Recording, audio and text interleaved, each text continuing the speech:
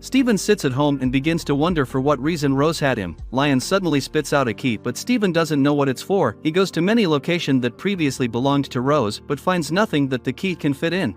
Lion takes him to the desert and carries Steven to Rose's old ship. He opens the door and finds that this is where she kept her trash, but Steven finds a tape that might hold his destiny.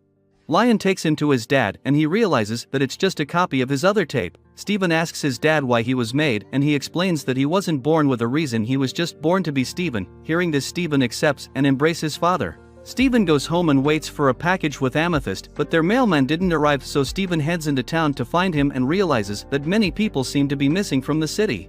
He meets a little gem who asks Steven for my dad, but he says no, so she flies away. He goes to the crystal gems and reports to them, then they decide to split up to go look for the missing citizens. Connie and Steven search the forest where they encounter the lil gem again. Connie begins talking to the gem and she flies up and calls an abomination fused with all the missing people to her.